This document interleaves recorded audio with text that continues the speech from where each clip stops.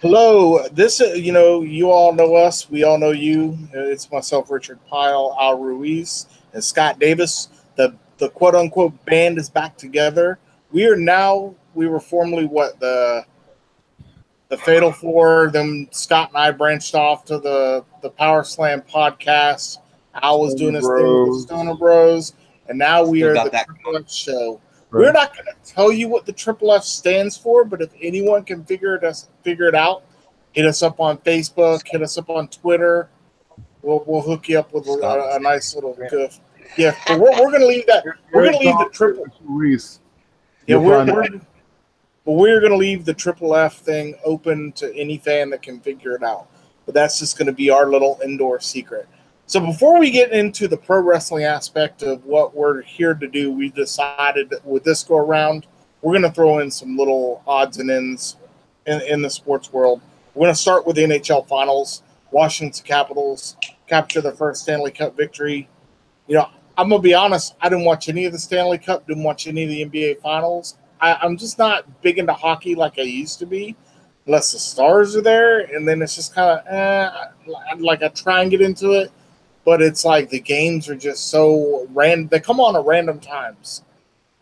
Well, to me, it's just like I had the feeling I was rooting for the Vegas Golden Knights because they gave me that stars aspect from back in the day. Rich, you knew back in the day when we had Hall, Madonna, Belfour on his pills, stopping pucks like Noah.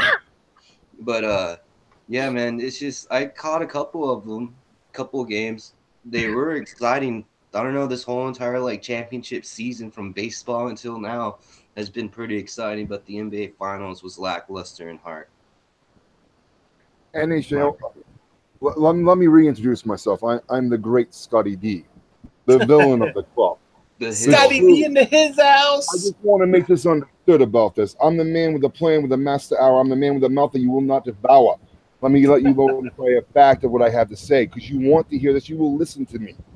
All right, phone number one, NHL sucks. All right, bunch of grown-ass men running around with sticks on a fucking goddamn ice plank. You know what? But, hey, you know what? I watch a real sport called NASCAR. All right, I watch real men run around. You're going to talk about Al being redneck. NASCAR is like the most southern sport ever. 198 miles per hour. They go around. 198 miles per hour. You get on the track and do that in a right angle. I fucking dare anybody. And Kevin Harvick, you're crazy fast, my friend. Stay tuned, because you're looking at the next champion, Kevin Harvick. And the NBA Finals, what can I say? Chump LeBron choked down again. He's a chokester. Now he's going to run off to one of the other top 4 contending teams and try to get one more ring before he leaves. Hope you enjoyed it, Cleveland, because your big steaming pile of shit you call a captain, LeBron fucking James, he's going to leave you again, and I'm going to laugh being a Celtics fan. Oh man, I was thinking you were about to call Cleveland a piece of shit town. Man, they just suck at sports. They got a basketball. So my thing was, I didn't watch any of the NBA Finals either, because it was like, how many times are we going to say that was the 4th year we saw Cleveland and Golden State, and it's just kind of it's like you're watching the movie like Groundhog Day again, but it's not funny anymore, and it's just like, and the whole LeBron James Michael Jordan debate has never been a debate for me. I still think he's the second greatest basketball player of all time, but he is no Michael Jordan. Never has been, never will be. That's just how I'm going to leave it. Second greatest of all time. Try like the top 20 if best. LeBron James, Wilt Chamberlain, Larry Bird, Michael Jordan. Oh, Jordan's the GOAT. Steve Kerr, Scottie Pippen, top. I mean, I can go on, man. How can you say that LeBron James is the fucking top 2? But the only reason why I give him that is because he took some bad teams to the finals. I mean, you look at 8 straight NBA finals is unprecedented. Now, granted, he only won 3 of them, but still, it's still something that you got to take. Mavericks won one of them, buddy. The Mavs won one of them. And that's one thing that we will always have is that one lone NBA title. Now, if the Rangers can win the World Series, I'm happy with that. That was the start. That was the start of the super team that they had, the triad that they had out there. They first came in, and the Mavericks is like, you know what? We got fucking 50-year-old Jason Kidd's going to run all over you. We got Tyson Chandler's going to swat your shot. And then we got Dirk Majerk Nowitzki is going to fucking just flush things down The on one you. leg That's what he fade did. away. The flu in one of those games. He pulled an MJ. You say No, whatever. but it you was game want one. about It was LeBron. game one. J.R. Smith being a dum-dum, running the ball out last seconds. I saw that shit. I was just like, I know that I have to throw up a shot. And you run out the ball. After that, their confidence was shit. Hold After on. that happened because they had that game won. Are you saying LeBron James has no help? It showed from this He finals. may not have a. It showed in this finals. It Love showed in this finals. Love alone is a fucking standpoint for that team. Love alone. You got Smith. You got 4 superstars on one team. We're going up against one and a bunch of other role fucking players. They Kobe. brought Hold a up. kid. I would not call Draymond Green a superstar. I'd call him a great role player, but he is nowhere near superstar talent. I'm not Sorry, saying I think you looking at the big three over there. Draymond Green is a great defensive player. He's an okay scorer, but I wouldn't consider him like a superstar in this league. That's just my opinion. That's not taking away from and how great LeBron he James is. had Jack. They had Jack. Look, Kevin Love. Kevin Love was injured and had concussion protocol. Look, Yeah, no, and we lost that fucking Kyrie Irving game. left because he was in I the don't wanna shadow hear of LeBron James. He wanted to get out of his shadow and went to Boston. Look, I'm the first one to say right now that Boston has no fucking excuses. Played our hard outs, but we played young and dumb. That was straight up. Them 3-point fucking shots constantly. How many times did I fucking scream at my TV? And I'm sure everyone else said, "What the fuck is wrong with you? Stop shooting the threes and go to the paint, draw the fucking foul, get the fucking 2." But no. We got to be young and shoot for the 3. But you know what? Give it 2 years, and we're going to be back in the fucking finals, and we're going to be holding that trophy, baby. Well, they say that the Warriors are the dynasty going on now, and the Celtics are the future dynasty. That Celtics team is going to be scary good when Kyrie and get Gordon Hayward come back 100% next year. I would put them over to. I'm already going to say they're going to win the East next year. Dude, we're gonna see a Boston and Philadelphia finals for like playoff series that are gonna be epic for the next like 10 years because of how young both those teams are. And Philly has a lot of cap space and a lot of cap picks like Boston too. I think our oldest veteran, our year veteran is like 6 years right now currently on our team. No, Al Horford's been in the league for 10 years. Okay, so 10 years is our oldest veteran. The next is 6 then. He came out in 2007. Yeah, so then our next is 6 then. Yeah. If that's what it was. It was 6. It was then after that, I believe it was like 3 and down. Yeah, and that's So and that era is when you guys remember when you traded Kevin Garnett and Paul Pierce and Rondo. When you guys traded them to Brooklyn and you got all those Brooklyn Nets picks, that was the start of them accumulating picks and starting the future. They blew that roster up and rebounded so quick. That was Danny Ainge is like the best GM in the NBA right now. Anyone that disagrees is high as hell. I'm just saying you don't dismantle a championship team and then 3 years later back in the playoffs. Doesn't happen. They were gonna retire soon anyways. Half of them were fucking a year or 2 off from retirement, and we were paying them Muko bucks. We made out big time with them draft picks. The Knicks got suckered. They got suckered. Belichick Nets were stupid. We fucking suckered them fuckers. We Belichicked them is what we did.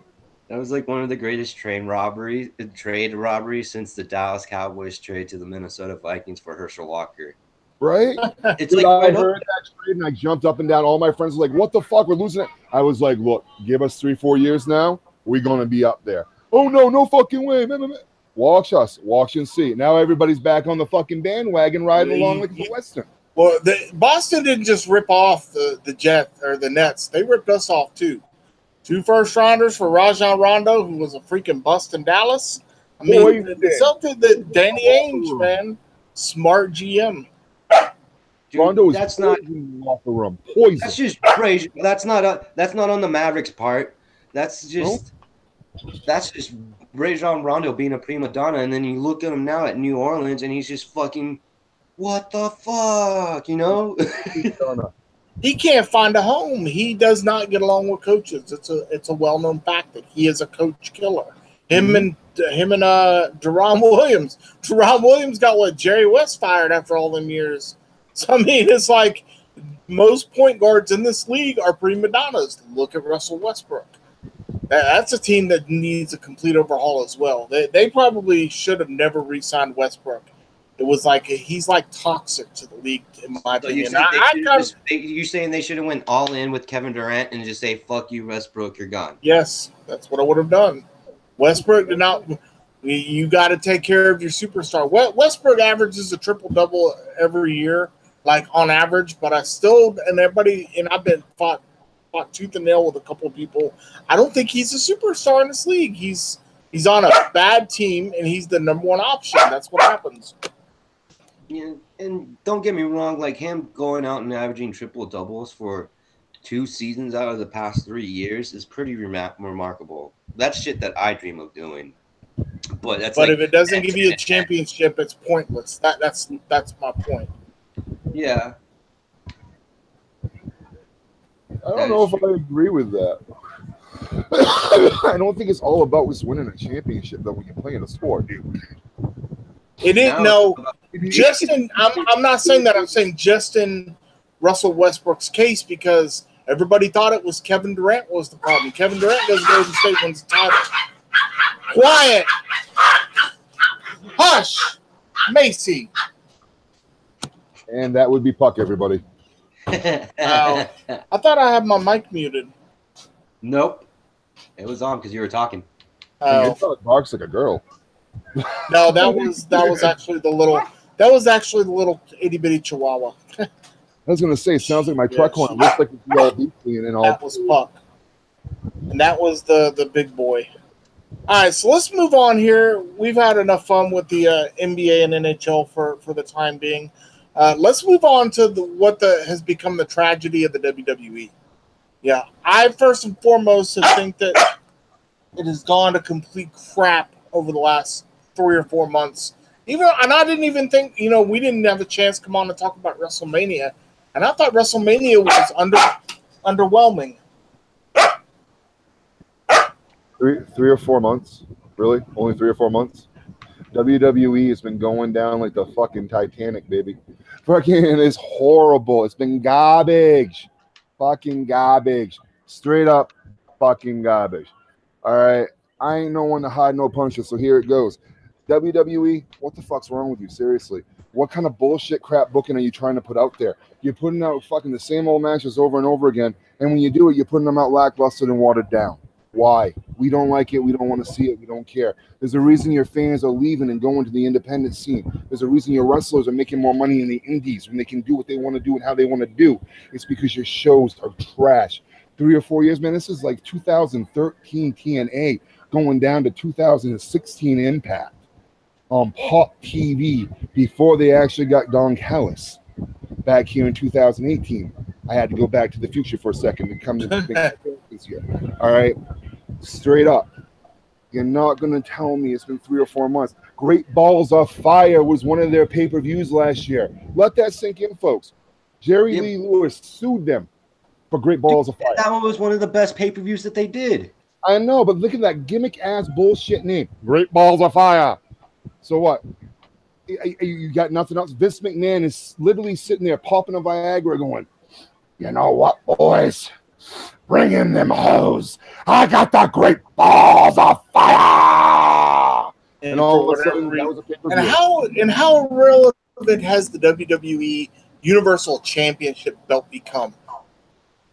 I mean, it's just like I like Brock Lesnar. I think he's a good talent and everything, but he's never on TV. Like you see AJ Styles, at least is on TV. He's competing most weeks. Then they give him a week off here, every now and then, but still, you sign him to this ridiculous contract. I think what he's making like over $500,000 per appearance. Nobody in the fucking right mind is going to pay a part-timer that. Oh, wait, yes, there is. His name is Vincent Kennedy McMahon. And, we talked about this before we came on. I think he has lost touch with what the WWE Universe really wants, which is for him to give the reins over. He needs to step away because for whatever reason, he's lost his fucking mind. Can I rebuttal that real quick? Go ahead. Want to say that I think the face fans of the world have lost touch with what wrestling is. my personal opinion on this is, when you were a kid growing up, how many times did you see the title defended, Rich? How many times did Hulk Hogan defend that title? Every 30 days, correct? That was the Jack Tunney clause. Every 30 days, that title. Oh no! In WCW, he didn't defend it at all. He showed up and did appearances, but he didn't compete separate It was the pay-per-views. same way. So wasn't Steamboat. So wasn't Rhodes. So weren't them all. These fans going on there bitching about Brock Lesnar are the fucking problem. They don't understand anymore the concept of wrestling. No, you're not going to take somebody like Brock Lesnar who has 6 moves and John Cena him. You're going to keep that stigmata. You're going to keep them asses in the seats. You know what? You only see him 2 times a month. You see him every 2 months fight. Guess what? He's now a nostalgic act. He's now an act that you want to go and draw in to see. That's what they used to do with champions before they had 1,000,001 of them. That's the problem right now. It's not Brock Lesnar. He's not the problem. That is not the problem with the WWE and him being the champion. The problem with WWE is simply their badass shit booking, watered down matches, and the fact that half the fans out there today are so stupid they don't even understand the concept of what a gimmick wrestling is, or what professional wrestling is, and what sports entertainment is. There's 2 different medias and projects out there, people. Open your eyes. Knowing is half the fucking battle. G.I. Ho. I'm just gonna completely agree with what Scott said. I've been saying fucking, I don't know how long have I been saying this shit. Scott, how long? I don't know. We've been doing these shows now for about a year, right? Yeah, how long? How long have I been saying that WWE is shit? Ever since I've known you. Japan is going to be coming up, and and I've been getting shit talked. Not from my guys, not from you guys, but from people online. Blah blah blah. Those fucking face fans. Fuck. Then fuck yourself. And you know what? When we the other problem is we've said this 1,000 times on the show. There's no other competition out there. Not on a Monday night and a Tuesday night that you can get basic cable to compete with WWE. So Vince is like, I have no competition right now. I'll just do whatever I please, and it won't matter. Nobody's going to step up. Nobody has the balls to step up. And who's Because I guarantee you, if they put New Japan, Ring of Honor, or even Impact right now on a Monday night, people would tune into that shit instead of the garbage that Vince is putting on. I'm going to call you on this one, buddy. I love you, bro, but I'm going to call you on this. I said this back last November. Al, you were my witness. I've said this more than once, too. And you told me that I was absolutely wrong on this, that they could not compete with them. Now you're telling me they can. That's because you've opened your third eye, my friend, and you've watched this great thing called professional wrestling and not sports entertainment. Welcome to the world of reality. But see, the biggest thing is like New Japan, Ring of Honor, and Impact, they don't have the following that WWE has. It's like you said, these face fans will watch garbage no matter what it is. Because I'm just kind of getting fed up with the WWE. I still love the talent. And don't get me wrong, for those who don't know, I'm a huge Roman Reigns fan because everybody else hates him. Roman Reigns said, and this one thing I'm mad about Roman Reigns said one thing. They asked him, so what do you think about people booing? He said, it doesn't matter as long as the asses get the seats, which is kind of true in a way. Why should you care that people boo at you? You're there, they're still showing up, giving them their money, so it doesn't bother him. But, it's like I said, I think now with the way the writing is just continues to go downhill, it's like somebody needs to slap Vince right in the fucking face and tell him, hey, you're about to lose this company altogether. Because if Fox buys the rights and this thing tanks, it's not going to look good for Vince at all. Because I don't know that it's going to do well on Fox networks. I really don't. I mean, unless they do a dramatic right-over change for basic cable, they're fucked. They're going to kitty pop it, bubble gum it up. That's what they're going to do. They're going to draw in the 12 to 18 crowd, the ones that are still in school, too young to go out and do something on a Friday night. The thing with in New Japan is you can't really put them on a cable station primetime and have Marty Scurll walk up the fucking runway, flip off a fan, and then blows 2 snot rockets at them and tell them to fuck themselves. Or you Not have gonna Will pass on Ospreay cable TV. getting chopped up and saying "fuck you, motherfucking cunt." Yeah, exactly. You can't have it. New Japan Just like Pro Jericho was Wrestling- like, "Go fuck yourself" on the pay per view, and then the guy, the commentary is like, "We don't need to translate that one." But this is my point, though. Maybe it's, and this is something that's coming. Maybe it's not the industry anymore. Maybe it's our fans, us fans, the true fans, growing up and understanding the business as we've been getting older, and finding a system that we like. Like I said earlier, New Japan Pro Wrestling reminds me of old school NWA, WCW, Mid-South booking style, Mid-South style, and just with new badass kicking people. That's it.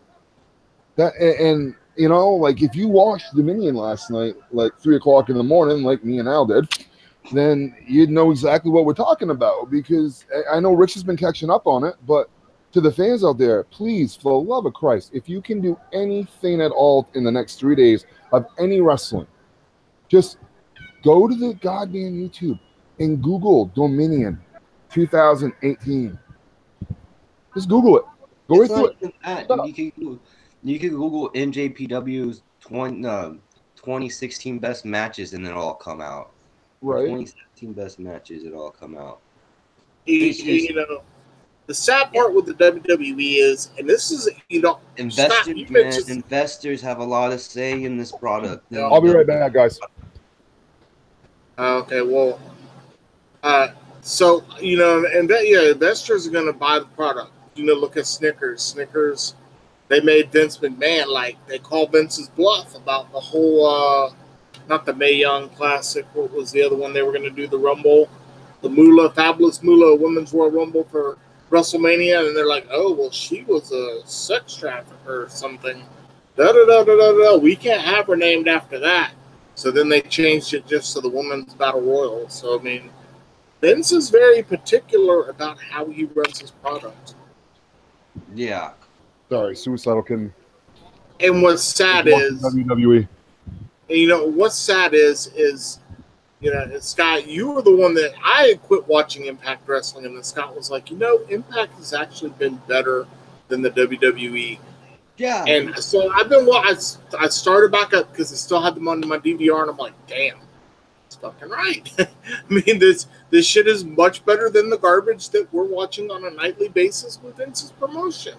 Mm-hmm. Now, let's be realistic. If you look at NXT is on fire with Adam Cole. Adam Cole, I wouldn't want to be called up to the main roster right now if I was Adam Cole. I was like, that product sucks. But no, and I've been enjoying Impact. I've been enjoying Impact at Ring of Honor. I've been enjoying all the other promotions. And it's like you watch the WWE just to see what's going on, but it's not as, I just don't get the whole love for it anymore. I mean, I still love, you know what I'm saying. You know what I'm trying to say. Like, it's there, but you know, you love the talent, but you're not loving the writing. It's that ex-wife that you go over and treat like a moped every now and then. I get you. Oh my God.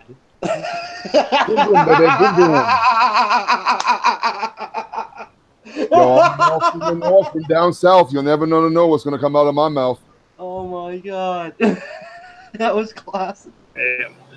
Scottisms 101. But yeah, First Impact has been straight fire with their storylines, man. But you got to think about it. You got to see what 2 years have made a difference. Yeah. You know? Don and Al's buddy, Don Callis, running the show there, man. Turn that, I mean, it did a complete 180. Let's just turn this shit. Don Callis came in there and it just completely 180'd around. In 3 months. Bobby, in 3 months. And when that press release came out and they say we're having Scott tomorrow and Don Callis rewriting our shit, and then they just said, okay, Bobby Lashley, you know, all these guys gone. Bobby, yeah. We're going to bring in Brian Cage. We're bringing El Penta Zero. I call him Pentagon Jr. Austin Aries. Well, that was Austin. Austin Aries was doing this independent scene of, you know, Austin Aries gold tour. Title cluster. Dude, Austin Aries is a superstar since he left the WWE. How can anyone forget about OVE? Oh yeah, That too. I mean, Ohio versus everybody. and that I can't. Sammy, what is his name? Callahan feuding with the other guy. Oh my, that's been some entertaining stuff. Yeah, Eddie Edwards and Sammy Callahan have been one of the best feuds in wrestling right now, and it's done on Impact. It's sad. You know, I'm going to go back to the WWE. What really kind of threw me off track with the whole thing is they had set up the perfect. I think it would have been a long running go with this Seth Rollins Intercontinental title, and then for whatever reason they just said, "Here you go, Finn Balor. Here's the shovel, and we're going to bury you back again." Even though he's in the Money in the Bank match, I don't think he's going to win it. I think Rusev's going to win that thing. But I wanted to see more of Rollins versus Finn Balor for that IC title, but that's just something that we never got to see. We always got to see him and The Miz and whatnot. And that's just one of the other bad writing experiences that Vince is like, fuck your feelings, man. I'm going to do whatever I want because I'm Vincent Kennedy McMahon. You know, I think it's like, I think it's just those writers. There's like Vince tells them, here's the setup, and they're just like, okay, in the box. And the only person that really thought out of the box that's not back in there was Jimmy Jacobs, because the list of Jericho was his idea, and that was completely out of the box. The friendship of, that whole entire KO and Chris Jericho thing was all Jimmy Jacobs. And look what Jimmy Jacobs is doing. He's on Impact writing shows. And managing. Yeah, dude. And it's just, and to me, WWE's problem is investors, writers not stepping up, or not having the boss because they don't want to get yelled up at Vince. Hectic scheduling, because like you said earlier, Rich, in the chat, that wrestlers just don't give a shit, and I was just like, it's mostly because of the schedule. They're out there 320 days of the year, and what was it? They're going to South America, South Africa, everywhere in the world in a span of 5 days, and they're only home for 2 days, maybe ridiculous. 1 day. So, and you look, and it's just like, and to all these face fans that are saying that Kenny Omega and the Young Bucks and all of them are going to the WWE, no, they're not. They're making way too much fucking money by themselves. They're averaging main event money. I think Omega signed that 1 year. What was it? Almost $750,000 to stay in New Japan. Dude, with that turnover ratio, its averages about $1 million a year. New Japan Pro Wrestling has been always giving 1 year deals. That's been their thing. The largest deal that they ever signed to people was 3 years. But those people that are there for a long time have gone through the dojo and gone through the excursion, and they're like, yeah, this is your job. You're not going to get fired unless you want to be released, like Nakamura and Balor and AJ Styles and Carl Anderson. I mean, it's almost like Hideo Itami, if you look at him, he would have probably gone to New Japan Pro Wrestling if he didn't come to the WWE. He would have still been Kenta. It's almost like the WWE is like the Cleveland Browns. So they say if you're a quarterback and it's where quarterbacks go to die. Like the WWE is where wrestlers go to die. It's like you see them perform so well on the independent circuit. They come to the WWE and the writers just have no idea what the fuck they're doing anymore. And I think it is the writing. I think the writing needs to change. It's just been a complete shit show, like Scott said. I was being a little bit nice when I said since WrestleMania because I was kind of enjoying it before WrestleMania, and then WrestleMania, their biggest pay-per-view of the year, kind of fucking sucked. Well, no, it did suck. I didn't really like that pay-per-view at all. So, Seth Rollins again is it's like kissing your fucking cousin. We've seen it so many goddamn fucking times. Who the fuck wants to do it to see it again? I gave WWE a chance. I gave them a chance, but when they put that backlash piece of shit, that was it for me, man. That was it. Backtrash? I hardly ever watch Raw and SmackDown. He said backtrash. I catch a glimpse of it, and I'm just like, I don't even watch it. I have it on my TV. I'm on my fucking phone on Facebook video more than I am on fucking watching Raw and SmackDown. You know what the fans want to see for the world title? You know who they want to see actually go against Brock Lesnar? And it's been the same guy. No, that's face fans. Oh fuck! No, fuck a face I fan. would. Fucking, I want to like see fucking, I want to see Finn Balor go up against him. Paul Heyman even wants to see this match. It would be such an amazing fucking match if they actually did it, but they won't do it. Instead, it's like, oh well. Meanwhile, while we have this, we're gonna do a little feud over here, and you know, you and Seth can go do your thing over here, and we'll throw you off the side a little bit, and we'll throw him in with Elias, and you know what the fuck? They're burying Balor. They're fucking burying him, man. They're not giving him the treatment. They're being And being he had to really surrender. He had to surrender that title, and he has not gotten his title shot back yet. He's been in a couple of the Fatal 5-Ways and stuff, but he has not had a one-on-one title shot yet. That's ridiculous what they did to him. They fucked him over, really. And then they're like, oh, no, we're protecting him because we really like the Demon King. Demon King's been undefeated, and you're telling me that you're afraid of putting the Demon King up against Brock Lesnar? Bull fucking shit, Vince. You are in love with Brock Lesnar. He's got a hard-on for Brock Lesnar right now. Brock Lesnar has Vince McMahon by the balls. Because each time that he can, he could go get in the same kind of deal at UFC. He puts asses in seats. Again, Brock Lesnar is not the problem. He is a draw. It's not. It's people they're putting against him for one. We've seen fucking Braun Strowman against him. We've seen fucking Boomin. How many times have we seen Boomin go against him now? Brock Lesnar's best match was against AJ Styles. Big man against little guy. You're always going to have a fun match. Look at the Vince is afraid. Who are you going to have that is going to put asses in the seats like Brock Lesnar? That's their biggest problem right now. Finn Balor. Let him be Finn Balor. Exactly. Well, that's not what I'm saying. I agree with you. Bring a faction to the fucking WWE is something they need to draw people in. Yo, you know, instead of drawing fucking people in, they're fucking putting people to sleep. That's why Dolph Ziggler and Drew McIntyre are hot right now, because it's something different, and they're just like, yeah, we're not here because all these people are in the back eating catering. We're here because we want to fucking work. And you're like, finally somebody's speaking to us. That's why they're catching on. And that's why when they got eliminated this past weekend, that bullshit battle royal, it was ridiculous, man. And it's just like, what the fuck are you doing? Like, we don't want to, like, you're being complicated. Simplicity works. Look at Impact. Look at New Japan. Look at ROH. That's just like the Bobby Lashley sisters.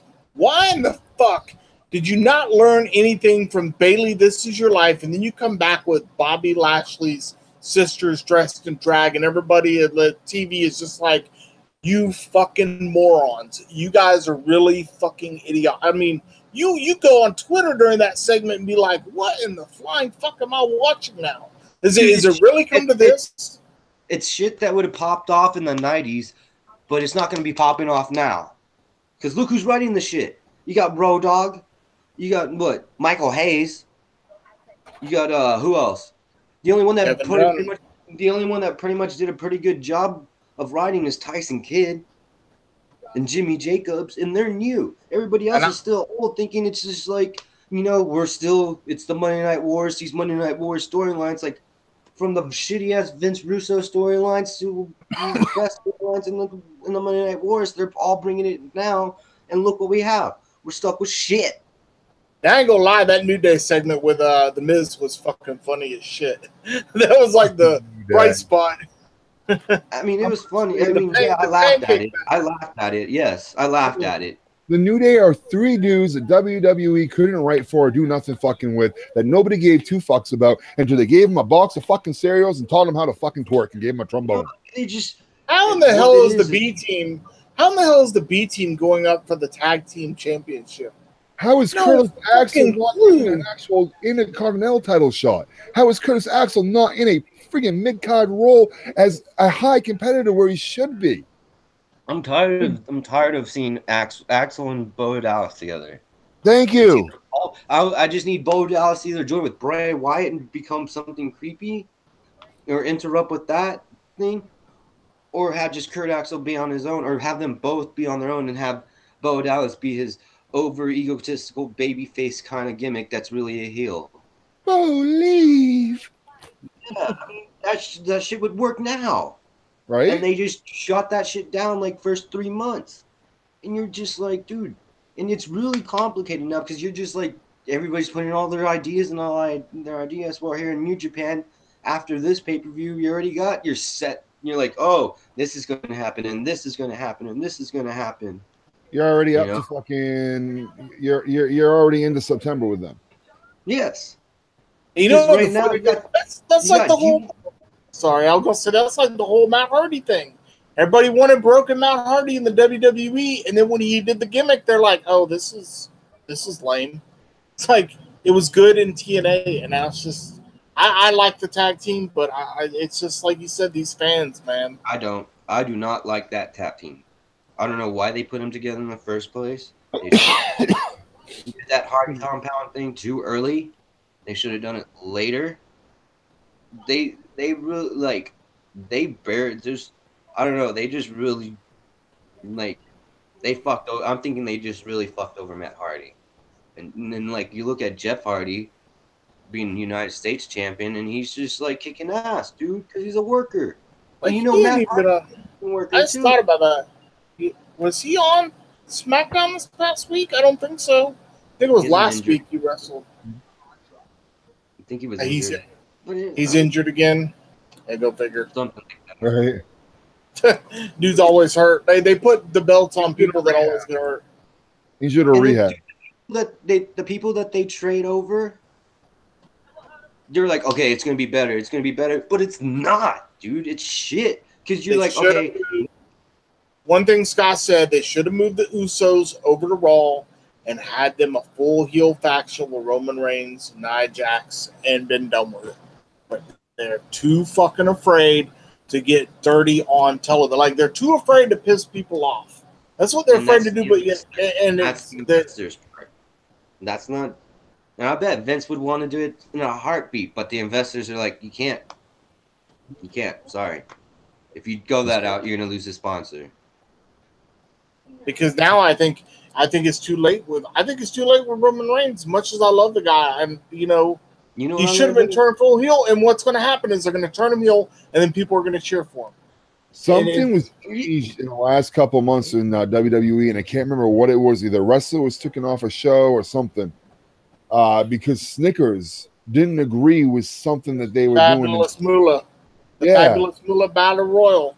Yeah. We actually had to cover that during freaking public relations class because, Fabulous, we just talked about this when you stepped away a minute ago about she was doing drug or sex trafficking with the female wrestler she was training. So, Vince comes back and says, we're just going to call it the Women's Battle Royal. And I'm like, dude, seriously? I think that was Vince's way of saying fuck you to the fucking snowflake fans out there. Oh, you don't like what I'm going to call it? Okay, well then fuck you. It's going to be the Women's Royal Rumble. Ha. Enjoy that name. The Women's Battle Royal. WrestleMania Battle Royal. And like you said, like NXT is on fire. 205 is coming. 205 is almost like Impact now. And it just makes no sense on why they can't get Raw and SmackDown can't get their shit together. But everyone else can. And it's fucking unbelievable. It's Triple H simple booking. That's what it is. NXT is so simple booking that you're just like, here, we're going to give you these 7. They're going to go at it for a few 3 months, and boom. Once they go up, here's another 3-7, you know? And the Raw and SmackDown just get so damn confusing. And it's like they had, and you will never see them admit that booking Roman Reigns with Jinder Mahal was not a good idea. Jinder Mahal is hated by fans, but he is not. They hate him because he's a jobber, not because he's a good heel. They don't like the guy, period. So they're trying to decide who to boo for more, Roman Reigns or Jinder Mahal.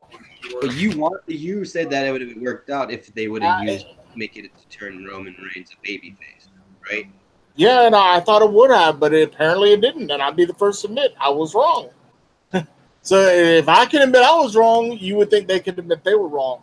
And then the more I thought about it, I said, you know what, Baron Corbin probably would have been a better option than Jinder Mahal.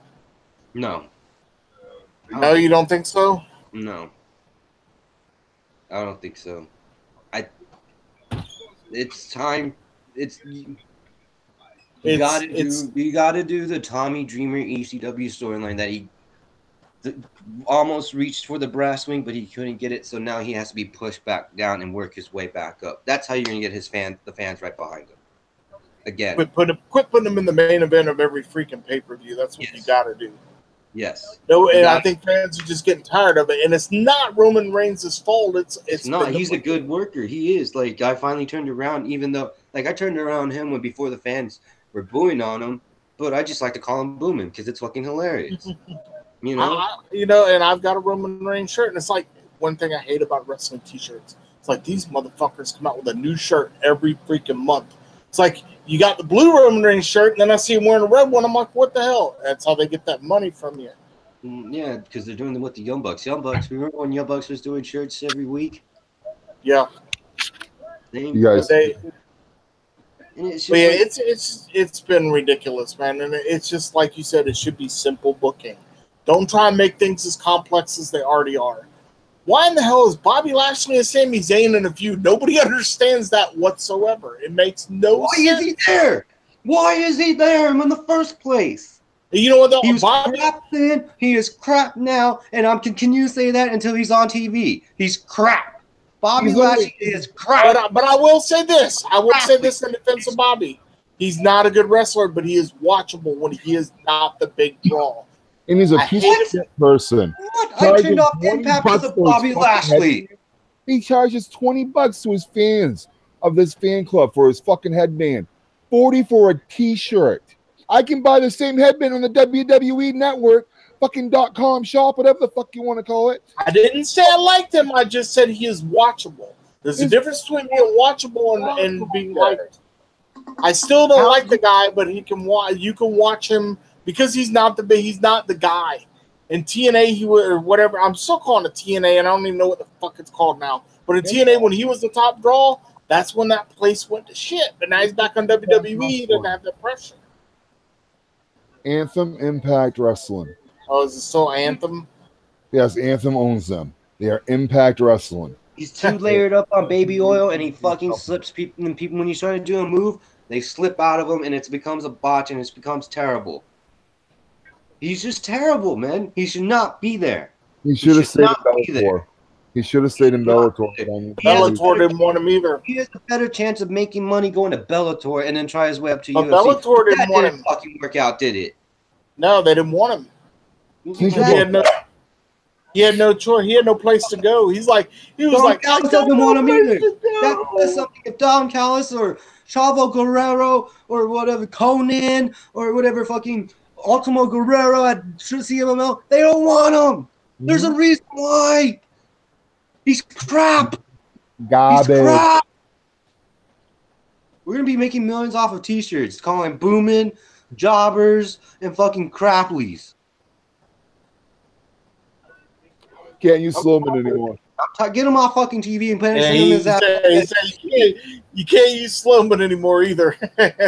No, Slowman's not after the elimination chamber, he threw up that thing. Scott's like, I can't call him Slowman anymore. After he kicked off fucking Enzo's head the first time. You know what? You should send Bobby Lashley back to NXT. Let him work. Why? Let him work to see if he's really legit. He's gonna injure the future. Exactly. He's gonna take out all the you just let him go. At a time. Let him go and not pay him the money. Oh, just let him go. Let him go. Crap. I don't know how. I think he's under a 1-year deal anyway. Treat him like you should just be on a 1-day deal. That's what it is. He's fucking crap. That's what the storyline's not working because it's fucking Bobby Lashley. It would have worked with everybody else because Sami Zayn's fucking hilarious. I don't know. The whole wrestlers in drag was kind of retarded. I could not believe what I was watching. Wait, those weren't. I think it was because it's because they did so bad with the Bailey This Is Your Life. I did not care for that segment at all. Those weren't really his sisters? What's so much alike? I'm so confused right now. The peace pipe, my friend. Take me down the peace pipe, bro. All right, let's move on to New Japan. because of Bobby Lashley now. Like, I want to throw this fucking computer at my TV because we talked about Bobby Crapley.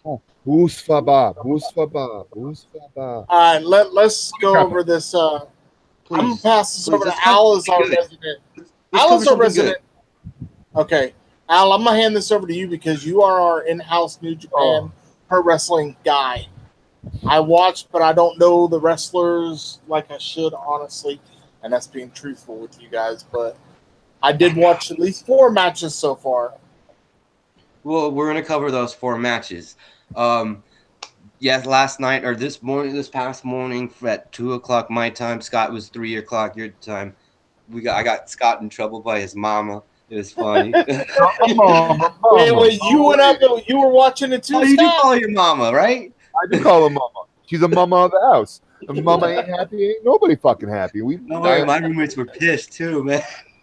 Fucking at 7:00 in the morning. He fucking did it! He fucking did it there! Shut the fuck up! Rick, go back on my Facebook page. You'll see at 3 a.m. in the morning I posted. I'm watching New Japan. I was sound asleep. I was like, "You gonna watch New Japan at 3:00 in the morning?" So, yeah, I'll dream about it. Look it up for Brooklyn. I'm not. I love wrestling. Now hold on, I love wrestling, but I'm not getting up 3:00 in the morning to watch a pay-per-view. That will never happen. But it could be freaking a Sting special pay-per-view, and I'll be like, "I'll catch you on the flip side." You didn't get up for that one they had in Tokyo at the Dome? No. I thought you did. No. I do not get up 3:00 in the morning. That was me. That was you. I was the one that's up all the time. I will not get up 3:00 in the morning. I'll get up 3:00, but when I'm like, "What the hell are you doing up watching wrestling at 3:00 in the morning?" Oh, it's pay-per-view. She'd be like, "You lost your damn mind." I'm like here showing up with my roommates, like looking like a meth addict. Shh, it's New Japan. The old lady was fine with it. Matter of fact, I got to watch it again for a 3rd time tonight, and I'm okay with that. Yeah, that's how good it was. Like how the card was set up, it was fucking spectacular. From the beginning, for the first match, like I gotta say this, I was 4 out of 5 on title changes, and that was the best title changes outcome prediction that I ever had in the history of wrestling predictions. I've done, 4 out of 5, 4 out of 5. But first, Yo and Show, Roppongi 3K for El Desperado and Connemara, and it was a good first match, shortened stuff. I can't tell you who won because Richie hasn't seen it yet. But the beginning of the card, it was nice. The beginning of the card was nice and simple. Scott, your opinion? It was easy. It was short. The reason why is because these last 4 matches were the meat of the whole thing. We discussed that earlier. You and I did off chat here. Friggin' that. My personal opinion, I feel like. I think they kind of, after thinking about it and after watching it twice, they kind of overbooked it. But then again, they really kind of overbook every pay-per-view they do, so you can't really say that. But I think that some of these matches could have gone longer and could have been a lot better. I give it a 4.8 out of 5. Out of 10, it'd be a 9.8. Just for the simple factor that there was one match that I specifically was looking forward to. Al, we discussed this. The 6-man tag match. I was let down by that. I understand that, it is what it was. But I still feel like Ray Liger could have put on a much better fucking appearance. But kudos to Rey Mysterio on that fucking outfit, man, huh? Yeah, to me, I think Rey Mysterio is still dealing with that injury with his arm, and I think that's why he didn't do too much. Did you catch? That's why I did not. That's why he's not on SmackDown right now, is because of that injury. Did you see that? Did you see his chest said G had the GOAT, but it actually had a Mysterio mask before the O? Yeah. So I'm pretty sure that's the greatest Mysterio of all time. And then Tanahashi, he's still going through his injuries. I mean, that dude's been going on for 10 years straight, no rest. The guy still has a torn bicep. Could have gone longer. And the talent they had in that match, it could have been better. That was the worst match of the night in my eyes. It was. I mean, it was. But the thing, it wasn't that bad. You know what I'm saying? It was still good. When we say worst match of the night, it's not like shit. It wasn't. It was not like a Backlash pay-per-view. It's a 3 match. It was a 3-star match. I said that out loud. But it's just like that first part, that's all it was all 3 stars, and then you got to the meat and heart, and that's when you had the never open weight championship, and that's where it started to roll. Because I had Michael Elgin winning against Goto, and that triple threat match was awesome. Go on YouTube, Rich, and see that. It was a Yeah, good one. like Michael Elgin. I'm not mad at that match. I'm really not. But he wasn't who I picked. But I'm not going to say. I can't remember the damn guy's name there. It was the one in the Taichi? hot ballet. Yeah. Oh, yeah. Mishu Avi. She's hot. Yeah, that was the one I picked. That's like my 4th ex-wife right there. You know But, what? I've liked him, though, since I started watching again, though. There's something about his characteristics. He reminds me of I used to play a video game back in the day. He reminds me from that game I used to play. It had pirates and shit, man. I don't know. Nostalgic like him. Assassin's Creed. No, fuck Assassin's Creed, dude. I'm talking back. Assassin's Creed Black Flag was awesome. I'm talking Super Nintendo days, bro. Oh. But yeah, and then yeah, that was a pretty exciting match. And then Final Fantasy. we had Zack Sabre Jr., Minoru Suzuki versus Toru Yano and Ishii. And when I see Toru Yano, I think it's just going to be a comedy match. But then when you see Zack Sabre Jr. and Suzuki in there, you're like, no. This is gonna be. To me, their new tag name is the Submission Masters. They are the Submission Masters. Because that was a fucking incredible match. Armbar guy, oh my god, Zack Sabre Jr. I'm a huge fan of him because he's unique in his style. He's vocal. It's just like, I am. it's like wow, and then you pair him up with Minoru Suzuki, and it fits. It fits really well. But at the end, you have Ishii and Minoru Suzuki going at it, battling out. So you got something that they're setting up down in the future with them too. Intercontinental match probably. I don't know because Suzuki has won it. We don't know. Might be just in a special single match that they have. Then we have the Young Bucks against the LIJ. I'm gonna go with Rich first on this. On your actions on this one, man. What would you think on this match? I liked it. I'm gonna be honest. I thought Okada and Omega still show like they do after every pay-per-view. I've always been a fan of the Young Bucks. They are far from garbage. That goes out to our boy from Shut Up and Wrestle. I was like, how are you gonna sit there? You can't take somebody serious when they call a tag team like the Young Bucks garbage that have been like on top of their game for like over a year. It's just damn face fans, man. Was there anything specific about the match that you liked about it? I always one thing that I always thought of the Young Bucks is, imagine if they were around in the WCW Cruiserweight days, how they're high flying. So they would have been a perfect fit there. They were. They tried at TNA. They tried at WWE.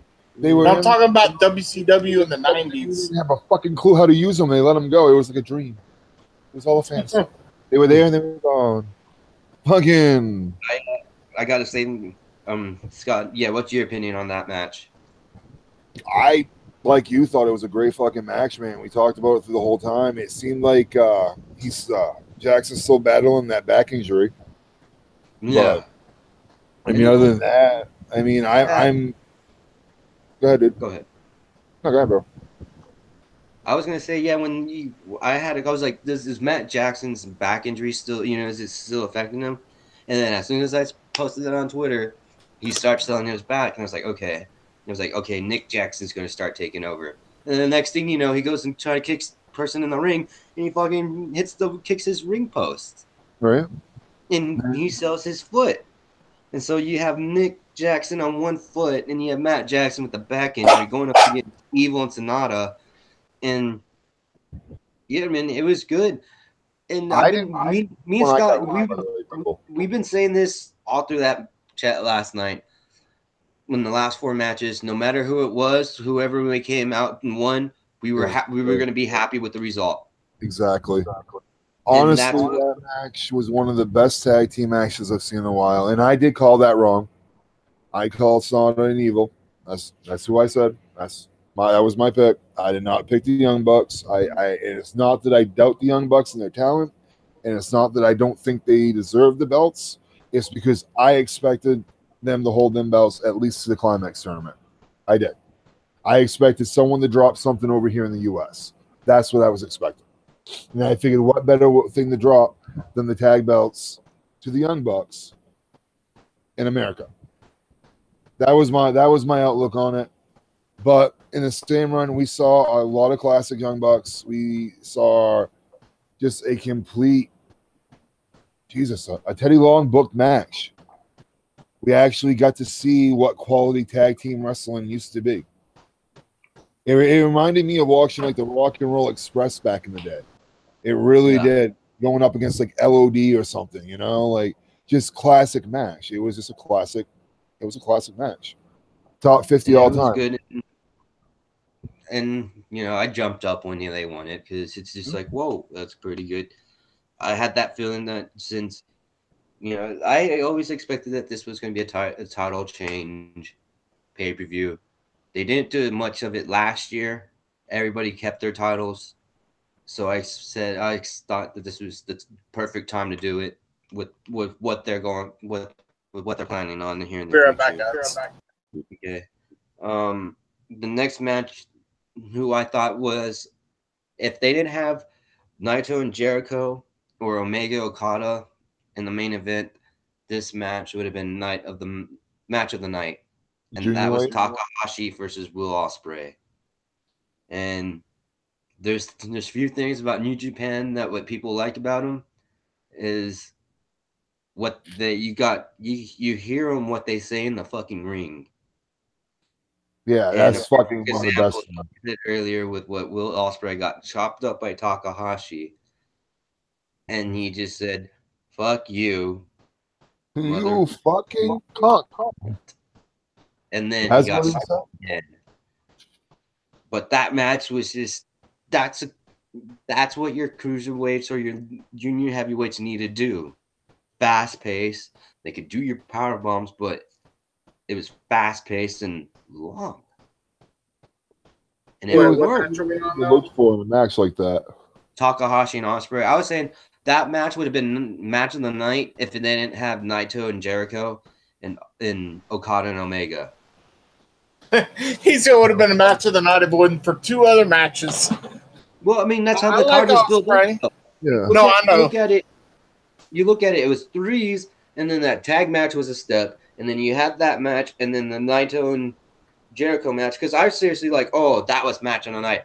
Can they top that? And then you have Jericho and Naito, they did, and I was like, okay, that's match of the night. I actually thought the Ospreay match was better than the Jericho match. That's just me. I mean, it was a good toss-up, dude. It was a good toss-up between those two matches. So they were both good. But the thing that got me why the Jericho match was better is the ending. And we'll cover that match here. But opinions on the match? Go. I think it was a great match. I'm a huge Ospreay fan. You know this. We've discussed that for a while now. When him and Scroll went up for the belt, I was disappointed that he lost, but I was happy that he got it. You know what I mean? Like Ospreay finally, what was it? The 10th match, he finally won one, which was, again, another incredible fucking match to look up on YouTube, guys. But you never know what you're going to get in the ring with Ospreay. You really don't. The only thing you know about it is you're not going to know. And they legitimately, with New Japan Pro Wrestling, their booking, it keeps you on your toes. It's not like with WWE where you're like, oh, I know that Will Ospreay is going to win tonight. No, you don't. And again, it was one of those things where it's like, whoever wins, I'm happy with it. Yeah, that was the other match I got wrong. Because Takahashi, to me, I'm a big Takahashi fan. That guy is just he reminds me of a smaller version of Sabu without the scars. Huh? I'm just saying, Daryl better get a belt too. Yeah. For those of you who watch wrestling, Daryl is a stuffed cat. I mean, I look at it a lot. I look at every New Japan show when I even watch the older ones. It's like they have a bar that is set so high that they're expected to come out and perform on that bar, and they never cease to go below whatever bar. You know, you got the bar, the wannabe bar on SmackDown. New Japan sets the bar above the bar. So, and it's like every match that they book, just like you said, it's just simple booking. It comes out very well executed matches. I mean, there's nothing bad to say about that pay-per-view at all from the 4 matches that I've seen so far. So yeah, and to me, Time Bomb came out in victory, had his big, huge spiel. If I knew Japanese and I knew what he was saying, he was probably be hilarious, honestly. But Al's gonna learn Japanese just to watch New Japan. And I'm halfway there, buddies. I'm halfway there by the look. I got I'm you. halfway there. But then again, you know, that was, and you're just like, and I'm like sitting there, I'm like, 205 who? You know, 205 what? What is that? You know, and you just seeing these guys, and it's just, and it's, you got British wrestlers, you got luchadors, and you got strong style, and then you got, you know, those technical wrestlers, and it just works well. It just works well. The next match is what a lot of people, on Twitter, I was saying that they got New Japan rolled for this match only, and I was saying, you fools. You fools. The only reason why I'm watching this pay-per-view is the main event. It's not because of Jericho. Are you serious? That's what fans are saying online right now? No. Back when I was live tweeting, that's what they were saying. Like, some of them were saying, some of those face fans was like, the only reason why is I got this watching this because of Chris Jericho. And I'm just like, to you fans, okay. Fuck you fucking cunts. But your reaction on that, Rich? The ending was classic heel Jericho. If you've ever known that Jericho likes pulling the dirtiest tricks in the game from Ric Flair, I liked how the ending went. I thought the match, Scott and I are going to disagree here, and you're going to see this quite a bit. Scott loves the face paint because it shows the darker side of Jericho. I just think I'm not the room to talk about having a gut, but at the same time, I'm not a professional wrestler who should have the quote unquote. Yeah, I think had he been a little bit more slimmer from the '90s Jericho, I probably would have bought into it a little bit more. But it just looked weird to me. Lionheart Jericho doesn't fit that role. Lionheart fit that no, role. I'm talking about the slenderness of the Lionheart. Lionheart was in New Japan Pro Wrestling, if I remember correctly, back in the '90s, wasn't he? Yeah. No, he was Super Liger. Super Liger, yeah. But it was in ECW. He was Lionheart, Chris Jericho. Right. But it's like we were joking in the chat. There's only 3 things you do on tour when you're in a rock band: you drink alcohol, you eat takeout, and you eat pussy. That's basically what it is. Yeah. So, I mean, and you can tell he's let his body get away from him, but he's a rock star. He's a part-time rock star, part-time, full-time rock star. I'm always saying, I'm like, dude, he's been in the business for 20 years straight. But if you look at it, he has not lost a step in the ring. Maybe the face paint will grow on me, but it caught me off guard, so it did not, it looked weird. It was Vanguard. That's what he does. It was meant to catch you off guard. It was meant to creep you out. The dark Fozzy music, the crosses in the eye, the lipstick. It was meant to let you know that he was there and he was in a dark place. He's playing the dark character. And he's the weird. Taker wore makeup and nobody said nothing. Who? Taker wore his makeup and nobody says a goddamn word. Nobody's batted an eye. Since 1991. With Undertaker wearing fucking mascara. But that's part of his gimmick. And I get what you're saying. It just caught me off guard and it looked weird. That's all. I'm not saying that it's for me to like it. Let me say something, and it caught a lot of people off guard too, and it caught me off guard. But I was just like, that's interesting. That's Chris Jericho. Okay, let's see him. Let's see how it's going to affect him in the ring, because it didn't. The weight did not affect him. Naito. He beat the shit out of him before they even get in the ring. He came And then out, he's like, ring the fucking bell. yeah. And Yeah, he's and over the- the like, oh. Dude, you know what got me is the blood eye. Mhm. When you saw Naito's right eye and you see it all red, and you're like, what the fuck? And then they're like, dude, if blood got in his eye. And I was like, oh my God. Huh. I was just like, yeah, buddy. This is what I've been waiting for. And And it's just, unlike Jericho, he actually protected Jericho, and Jericho got fucking Pile drive. tombstone there, pile drive on the table. If you walk, she shifts his hips to the left to move Jericho's head from hitting that table. Jericho picked him right the fuck up in the air, straight up, and just dropped him fucking down and compressed his whole back on his neck. But it drew good heat. It drew like good the first 5 minutes when they're battling outside, they like, I was like, is this like a shoot match? Like, are they really going at each other? And then and then later when they're outside going in there, and I saw Chris Jericho getting up close to him, and he was like, blah, blah, blah. I was like, okay, it's not a shoot match. That's just planned. It's just planned. Okay, let me enjoy it. Just enjoy I it. was kind of wondering if Jericho had gone off fucking. I was like, man, maybe Jericho really doesn't like this And dude. for those that don't know, a shoot is what, Al? Scott, you explain it, dude, because I was about to say Mitchell Reese. Shooters, you see, is when you're like 21 years old and you don't really know much about wrestling except for what you watched with your daddy, and you think a shoot is when they plan something out in wrestling and do it as scripted, right? No. A fucking shoot is when two wrestlers get in the ring and beat the ever living fuck out of each other because they don't like each other or they piss each other off. Case in point, Brock Lesnar fucking creamed fucking Braun Strowman for a stiff fucking knee. He gave him one. Remember Go that. back and watch that match. He fucking, his jaw goes wah, wah, wah.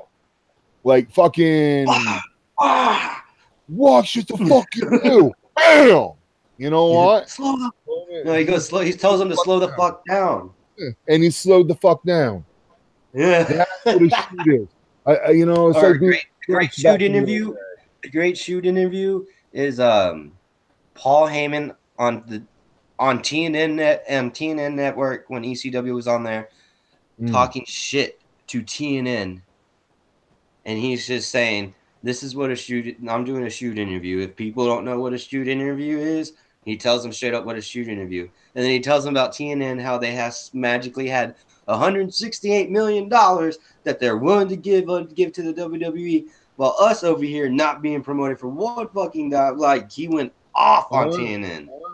And if the WWE strong fans there that think that there is no other wrestling but WWE, also you can look at CM Punk's back in 2013. The pipe bomb. Yep, when he actually went out there and he was given a mic and told, "Here you go," and they actually had to show him the fuck off. Yeah. Yeah. But anyway, Chris Jericho's fucking dropped back in WCW. What was your rating on that match? Oh Jesus, fucking 10 out of 10. Are you kidding me? That was one of the best fucking matches I've seen. no arguments. That was fucking. Other than the face paint catching me off guard, it's like I said, every match was phenomenal. He was supposed to be the heel. I know that, Scott. Don't get mad at him. The only thing I said was it caught me off guard. That was it. The gimmick did what it did. The gimmick did what it did, and it caught people off guard. Yes. Don't get mad at him, Scott.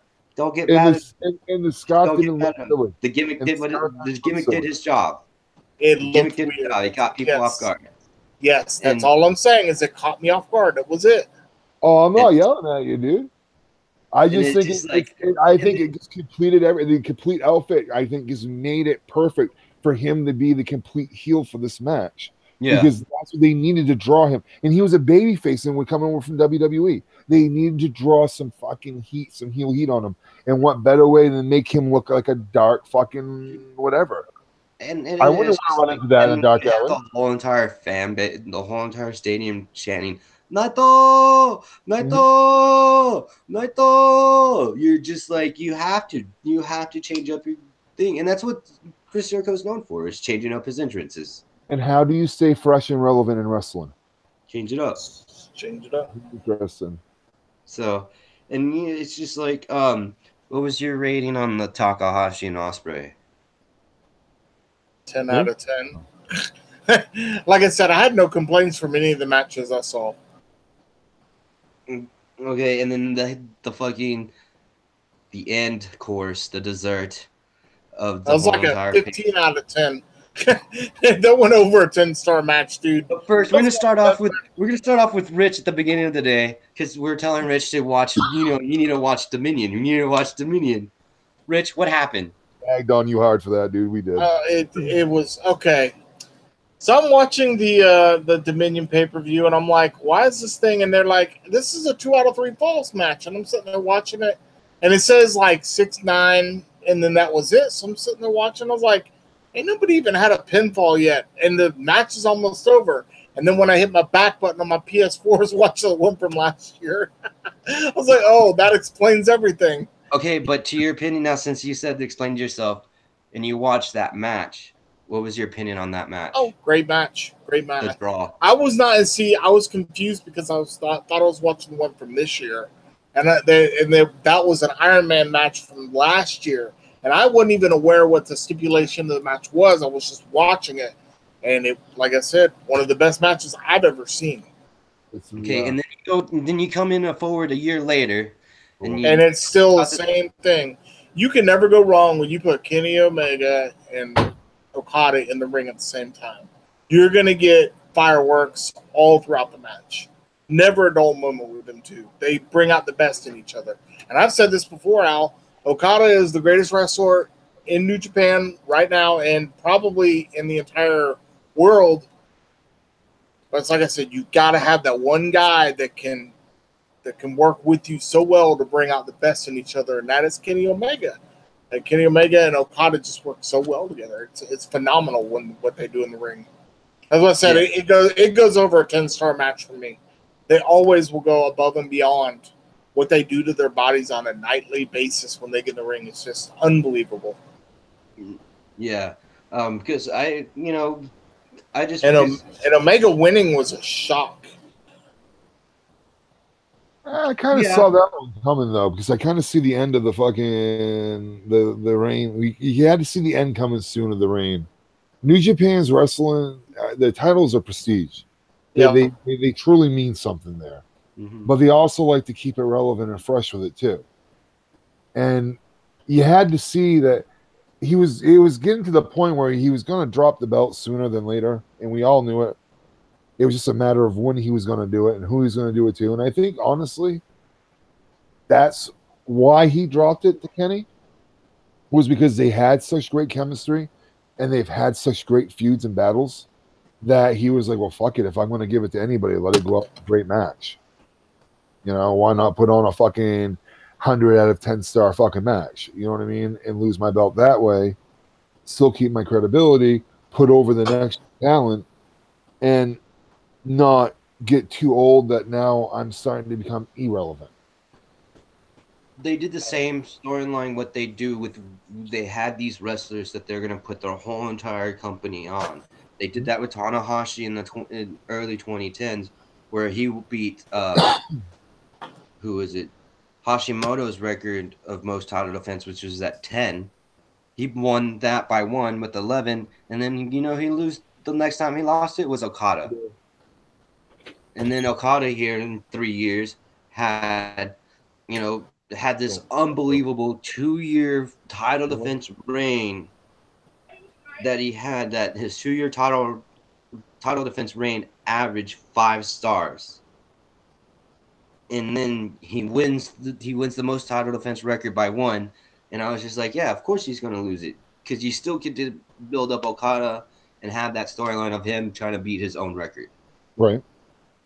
And then it's just like, I didn't know, it was a surprise. I knew that Kenny Omega could beat him because of the G1 Climax Block B final last year. It could happen because that was in 30 minutes. And he did it fast paced, but it was a roller coaster. Like, it was. It brought you in. You're just like, oh, they started kind of fast, and then they were both even, and then Okada got that first pin, and I was just like, okay. I expected Kenny to get the first pin, then Okada, and then Kenny again, but Okada getting that first pin was just like, okay. And then they just started, boom. It's just, And then once Omega started started rolling and having those knees and just it was just epic nonstop action. Like it's one of those speechless moments that you watch real life and you like I can't say anything bad about it. And one thing I will say, and I told this Al in our chat, I said two great things that Kenny Omega and Okada bring to the table. Okada lays the most beautiful drop kick I've ever seen in the last 20 years. Kenny Omega throws chops like Ric Flair and throws knees like freaking Shinsuke did back in the day, and it's just a work of art when they're in the ring. It just really is. Scott, I think the match, what we got as fans, we got everything they had. They left it all in that fucking ring, and I think we got that from everybody in that pay-per-view that night. Yeah, that's something, you know, that we can't say that we've got really from WWE in a very, very, very long fucking time. Truthfully, I am absolutely amazed at that match. That is match of the year out of any match I've seen. that's match of the decade, man. Yeah, like that's maybe not decade because they've had a few other good ones too. No, this one's match of the decade from 2010 to 2020. Yeah, this is match of the decade because you have all of the. You just think about it. You got the 4 Kenny Omega matches, and then you have the 8 Tanahashi Okada matches, and then you got that Shibata one, and then you got the Minoru Suzuki. Right. And then after that, then you plug in like the Naito against Tanahashi and all that other stuff. AJ Styles in there a little bit. Finn Balor against Juice and Thunder Liger when he was Prince Devitt. Prince Devitt versus right to, you know, when Prince Devitt was in the junior heavyweight division and he was going on fire, that was awesome. When he faced Okada, that was awesome. But you had that sense that this was a new beginning for the promotion. They're taking to another level. And I've been saying this at the beginning. You guys at the beginning of the episode before the pay-per-view started, they hired a new CEO. And it's just this white dude who's been a big huge fan from New Japan Pro Wrestling and speaks fluent Japanese and speaks pretty damn good English, and I'm kind of excited for the future of New Japan Pro Wrestling and see where they can go. Because if they're getting people coming on and they only have Access TV, but you have New Japan Pro World and that's their main source of media, I think they're going to be fine. Because they have proven themselves that what their content that they prove out intrigues people, and people do want to watch it. And they've had a big, huge rise in subscriptions of what I've heard in the past 24 hours from the news outlet since I woke up. Because of Chris Jericho. And the main event match, because a lot of people on YouTube, it's been hearing people online saying, hey, you need to check this match out. You need to check this match out. And they've been going on YouTube and they're like, well, they're having this. I'm definitely going to have to check it out. So, all in all, it was 100 out of fucking 10 stars. That was pay-per-view of the year in my eyes. Yeah. Yeah, the most perfect pay-per-view that I've ever seen in a long, long time. And I'm kind of wanting to see about, what others have to say about this. And it's been getting great reviews. I'm thinking about even a year later, watch this here in a few. But then again, and that's it. I got other news. CM Punk won his case. CM Punk and Colt Cabana, they don't have to owe the WWE doctor for $8 million. If you want to get an in-depth look, go to Colt Cabana's Art of Wrestling podcast. He gives it a day-by-day in detail of what happened to him. Isn't he fighting tonight too? Yes, sir. CM. I'm actually watching the prelim battles right now before the show. I'm getting ready to watch Mr. Punk there lose his next match, but I don't know. You know what? God bless him. He's got confidence in himself. He doesn't give a fuck, and he's doing what he wants to do. and what he enjoys doing. He's making his money on comic books. He's training, fighting. He's got AJ Lee for an old lady. He's got a good life. Shit. I was hoping I'd see him back in the ring. I personally think that he's going to show up at all in. I do. And I would love to see Kenny Omega versus him. Honestly, I really would. Best in the world versus best in the world. You know what I'm saying? Like it sells itself. But either way, it should be a good pay-per-view tonight.